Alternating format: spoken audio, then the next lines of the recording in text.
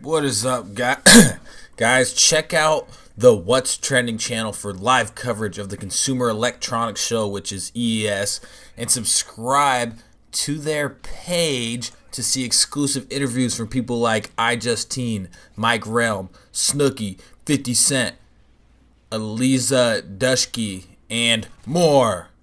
Yeah, so go check out that shit. I'll have the link in the annotation and whatnot. Do what you got to do. They got some good stuff over there for CES. But here, to the funny story. I know you guys probably dislike that ad stuff, but hey, it's just the way the cookie crumbles. This story I want to tell you about is back. So I went to community college for 2 years, so I don't really even consider that college. It was like fucking easier than high school.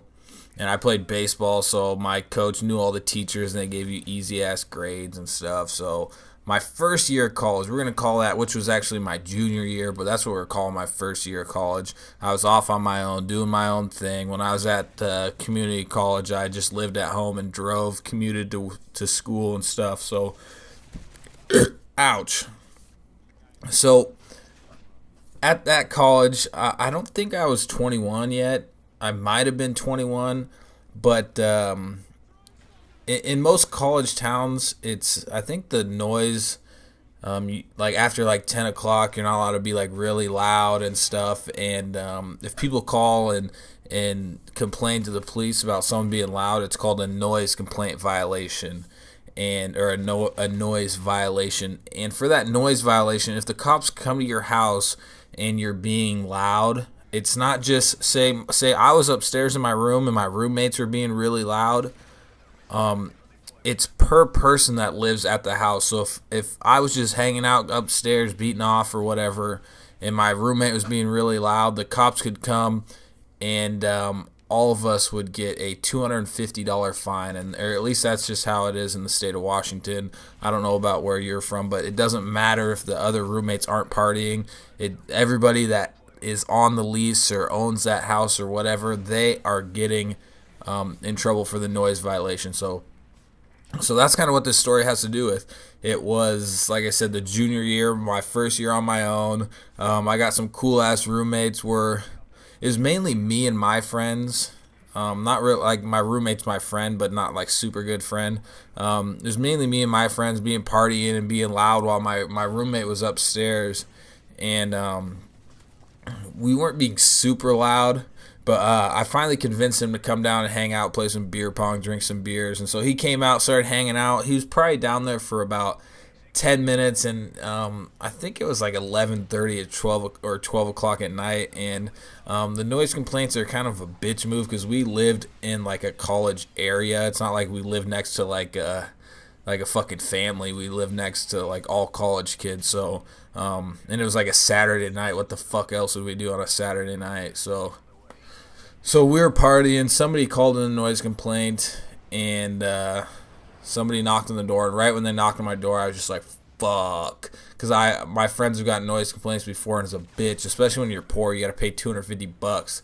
So the cops come. We're talking to them, and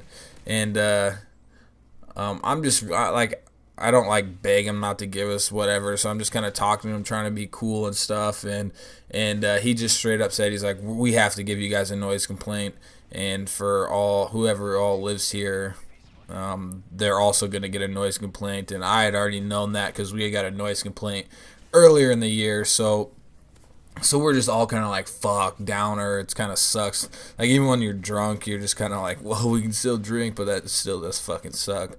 So right, he just asked for our licenses, and was about to go write the tickets in their car. There are two cops, and I hear over the radio, the dispatcher goes, "We got shots fired," and that sounds pretty shitty, shots fired. But for me, it was fucking awesome because the cops go, "Okay, here, we got shots fired. We gotta take off from here. Just don't be loud." And I'm just like, oh, sweet, awesome, thanks you guys, and sorry for being loud and stuff. And they just whipped ass out of there. And so we extra partied after that because we were so excited that I wasn't getting a noise complaint. So later in the night, I think I was 21 and we had gone out to the bar. We gone out to like a party or something, and if you party or drink or something, you know that after that, Jack in the Box is probably the number one location to get your drunk food on. And so we're like, fuck, let's. Rachel doesn't drink, so we had her drive, me and two of my friends in the back. And we're like, we're fucking going hardcore at Jack in the Box, and especially in the college town that I was from, that's where everybody would go. So it would be like 1:30 in the morning. So you know that people are like getting drunk, like people in the drive-thru are most likely drunk, like you are. But we had a sober driver, so we weren't breaking any rules. And so we're sitting at the. We'd waited in line for a while. We had just ordered our food, and there was a minivan in front of us, and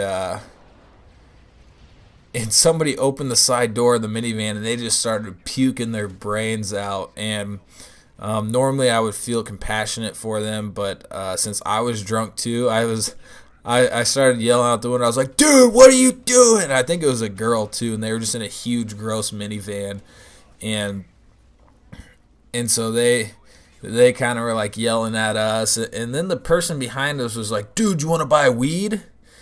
And I was like, "No, I don't want to buy weed. I'll shank you in the fucking chest." And I said it pretty loud, and so what had happened was the people in the vans thought I was saying that to them, and they decided that it would be a good idea to call the cops, like I was actually gonna shank them in the fucking chest with the broken off shank. So they called the cops, and like it was like instantaneous, or at least it felt like it, because right after that 3 cop cars rolled up on us in Jack in the Box, and 2 officers came and knocked on my window, the same exact officers that were at our house for the noise complaint are the 2 cops that busted us in the drive-thru. And they started saying some bullshit. I had said the truck behind us was like, "You guys want to buy some weed?" The people in the van said that we were the ones that were trying to sell them weed. So that's what they told the cops too. And so the cops were like, "You said you're gonna shank someone in the chest?" And obviously I'm not gonna be like, yeah, I said I'm gonna shank someone in the fucking chest." No, I was like, no, I didn't say that. I was like, even if I did, I wouldn't have been serious. And they're like, "So you would say something like that?" And I was like, "No, I did not say I would shank anybody in the chest." And then they're like, "Oh, you're trying to sell people weed too." And I was like, "What the fuck?" I was like, "That's bullshit. That was a truck behind us trying to sell me weed." And I said no, even though I told them. That's when I said, I was like, "I'm going to shank you in the chest." And so I was kind of back talking the cops, and that's probably not a good thing to do when you're drunk.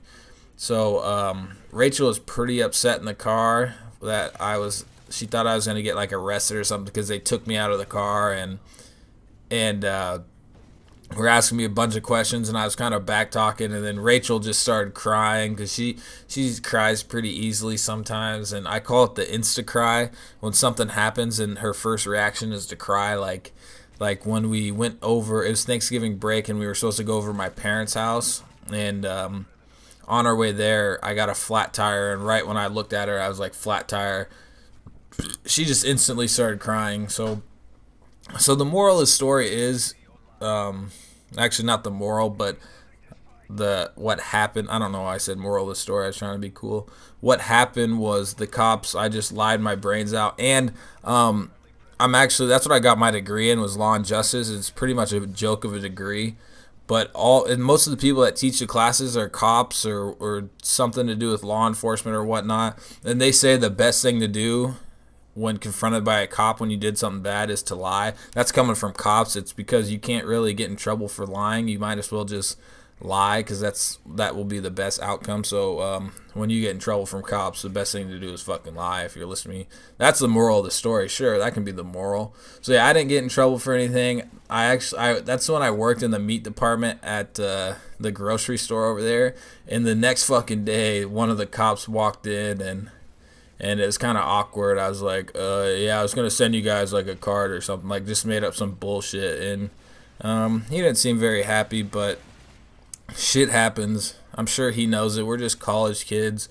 That's like, it's kind of annoying at the same time. But That's what a lot of people go to college for anyway. That's like most people don't even care about a degree. It's just like the thing to do. Let's go to college and party and all that shit. And in reality, that's why a lot of people pick up a lot of habits like hey, you're gonna smoke weed in college, and a lot of the people I know that did that are starting to do a lot much more harder drugs.